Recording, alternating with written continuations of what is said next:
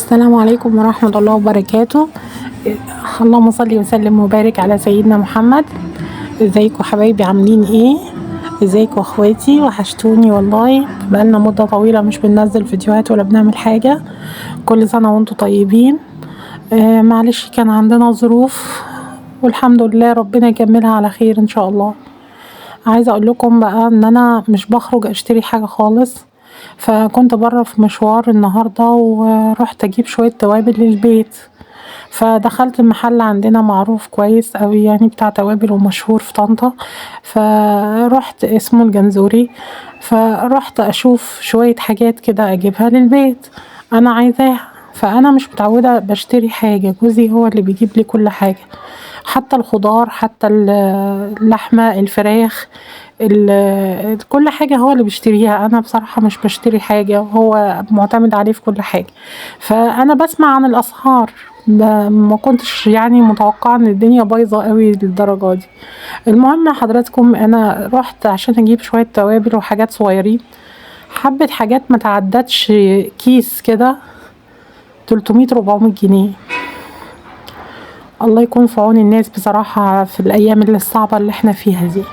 فأنا حبيت أوريكم، في أديكم فكرة عن الأسعار في الأسواق يعني وفي المحلات.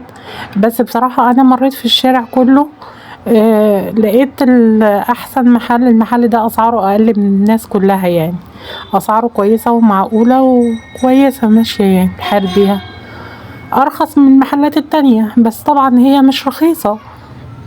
فأنا حبيت أديكم فكرة واشتروا بكرة. ايه رأيكم؟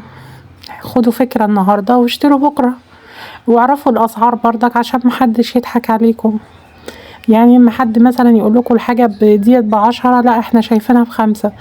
ف ربنا ييسر الحال ويرخي قوت المسلمين يا رب، ويساعد كل بيت على اللي هو فيه وعلى همه وعيشته. وكل سنة وانتم طيبين. هي بص الهند العريضة دي بكام؟ في لسه ب 40 صح؟ المكرونات كلها سعر واحد.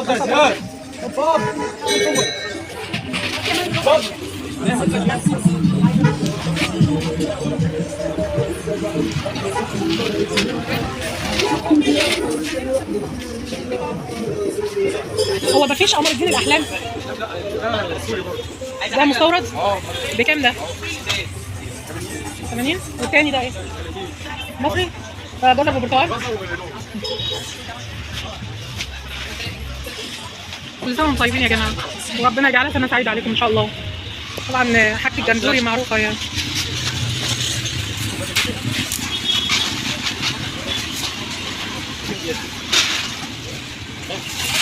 ما قلتليش انت اسمك ايه؟ محمد، عشان هجيلك تاني يا محمد اخد بقية الحاجة. هو مفيش تمر هندي غير ده؟ قمر كركديه. طيب تمام يا جماعة، كل سنة وانتم طيبين.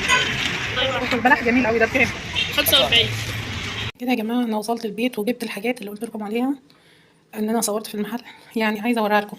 هي دي الحاجة اللي انا جبتها: فلفل، كمون، بهارات، 7 بهارات، مرقة دجاج سوداني، نص حمص، نص ترمس، ربع كيلو نشا، نص كيلو سوداني، ينسون.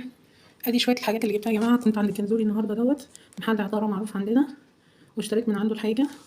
وده البوك بتاعي جاي فاضي ما فيهوش ولا مليم يعني يا جماعه بالظبط. عايزه اقول لكم ان انا ما بنزلش السوق خالص ولا بشتري حاجه، ربنا يخليه زوجي هو اللي بيجيب كل حاجه. فالدنيا معايا ملخبطه خالص، يعني تخيلوا شويه الحاجات دولت ب 350 جنيه. مش مصدقه نفسي يعني، الاسعار بجد رهيبه رهيبه. يعني دولت مش حاجه، انا ما عرفتش اجيب حاجه. انا واقفه في المحل بصراحه محتاره اجيب ايه ولا اعمل ايه.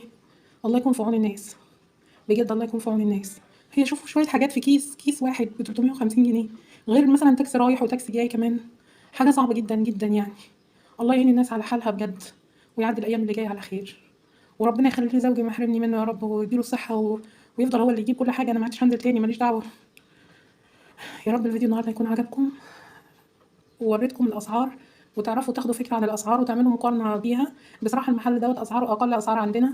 انا برضك خدت فكره وانا ماشيه كده عن الاسعار، لقيت الاسعار عنده احسن اسعار. آه والكلام ده في طنطا يعني. وشكرا ليكم، وربنا يعين الناس كلها على الحال يا رب، وربنا يفرجها على الناس كلها في الايام المفترجه ديت، وربنا يسهل الجميع. ما تنسوش بالله عليكم دعواتكم في الايام دي لاخويا، ان ربنا يشفيه ويرده لبيته بالسلامه يا رب. ربنا يشفيه طارق اخويا ويرجعه بالسلامه لبيته، اللهم امين. شرفتوني يا جماعه، ويا رب اكون افدتكم من الفيديو دوت وخدتوا فكره عن الاسعار.